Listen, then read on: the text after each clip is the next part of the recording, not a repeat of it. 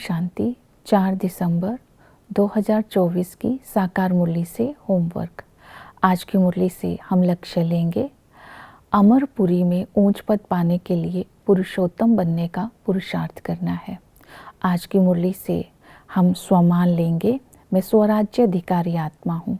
बाप की याद से स्व पर राज्य कर रही हूँ। सर्व शक्तियों को अपने जीवन में धारण करके मैं वर्तमान में स्वराज्य अधिकारी बन भविष्य का राज्य अधिकारी बन रही हूँ।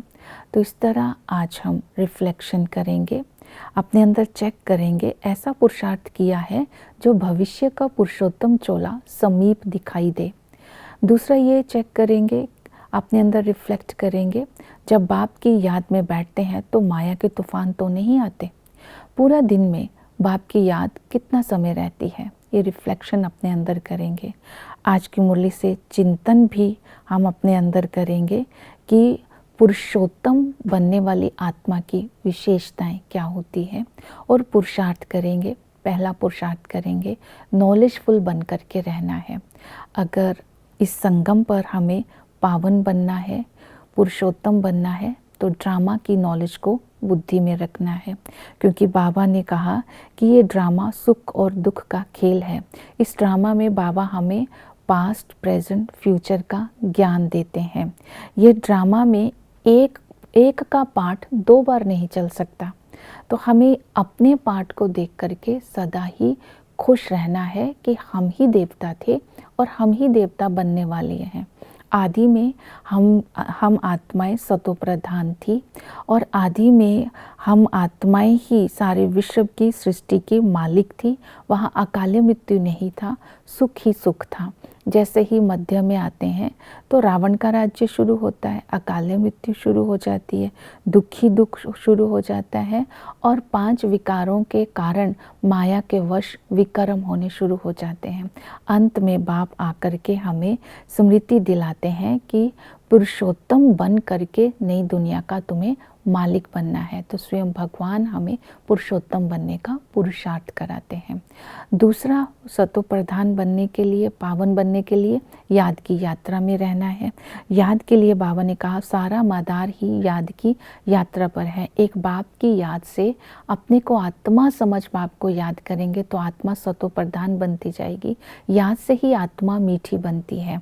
और याद करने की विधि बताई, आत्म अभिमानी स्थिति और परमात्म अभिमानी स्थिति में स्थित होकर के बाप को याद करना है। तो ये चिंतन करते रहना है कि मैं आत्मा अविनाशी हूँ, मैं आत्मा इस शरीर द्वारा पाठ बचाती हूँ, मैं आत्मा परम धाम निवासी हूँ, मैं आत्मा बहुत मोस्ट वैल्यूएबल हूँ। हजारों वर्ष की रिकॉर्डिंग मुझ आत्मा के अंदर भरी हुई है। मैं छोटा सा सितारा हूँ, हर सितारे की अपनी ही दुनिया है। मैं आत्मा शरीर से अलग हूँ और इसी तरह आत्मा सत्य चित आनंद स्वरूप है। यह आत्म चिंतन करने से आत्मिक स्थिति बनती जाएगी। तो परमात्मा के परिचय के साथ उसको याद करना है। परमात्मा जो है निराकार है, रचना और रचता के आदि मध्य अंत को जानते हैं, बीज रूप है, दुख करता सुख करता है, पतित पावन है, ज्ञान के सागर है। और बाबा इस समय हम बाप को याद करके देह अभिमान रूपी कांटे को निकालकर सतो प्रधान बनते जा रहे हैं। इस स्मृति में रहना है। दूसरी विधि बताई बाप को याद करने की, और संग तोड़ एक संग जोड़ना है। एक संग जोड़ना अर्थात इस संगम पर ये जो सत्संग है ये अलौकिक सत्संग है, ये विचित्र सत्संग है जिसके संग से हमें संबंधों का अनुभव होता है। पिता के संबंध से वो बहिष्ठ हथेली पर हमारे लिए लेकर के आए हैं। इस नशे में रहना है कि हम पूरी सृष्टि के मालिक बनते हैं इस संगम युग पर।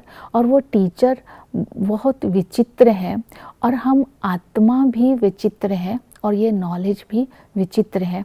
स्वयं ऊंचते ऊंच बाप टीचर बन करके हमें ऐसी पढ़ाई पढ़ाते हैं जिससे नई दुनिया में हमें प्रारब्ध मिलती है, हम देव पद को प्राप्त करते हैं।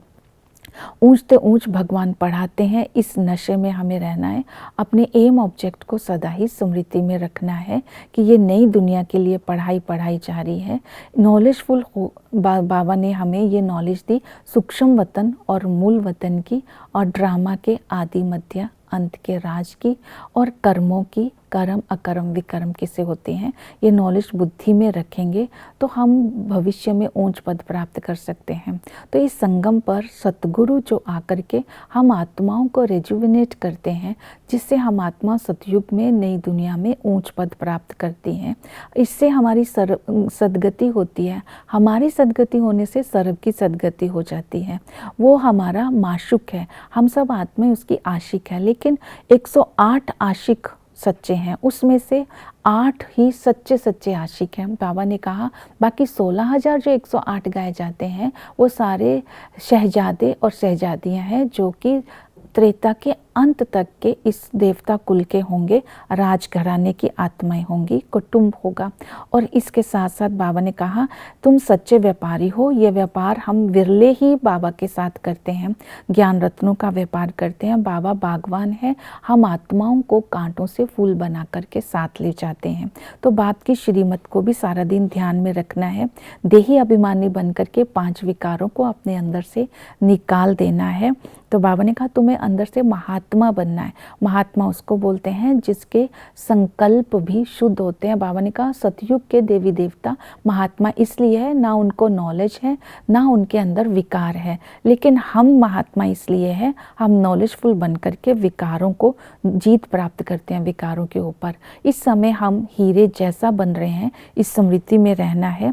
तो कोड़ी बदले अपने जीवन को गंवाना नहीं, अपने समय को गंवाना नहीं है, देवताओं जैसा फूल बनने का ही पुरुषार्थ करते रहना है। तो बाबा ने कहा ये स्मृति में रहना है, मैं आत्मा ब्राह्मण हूँ, मैं इस नशे में रहना है। जब सच्चा ब्राह्मण बनते हैं तो अंदर खुशी रहती है, खुशी जैसी खुराक नहीं, ये स्मृति बुद्धि में रहनी है। क्योंकि इस समय हमें परमात्मा पालना मिल रही है, हम दिल तख्त नशीन बन रहे हैं। तो इस समय संगम पर बाबा से होने वाली प्राप्तियों को बुद्धि में रखना है, ये धारणाएं करनी है, इस श्रीमत पर चलना है, तब आत्मा सतो प्रधान बनती जाएगी। ओम शांति।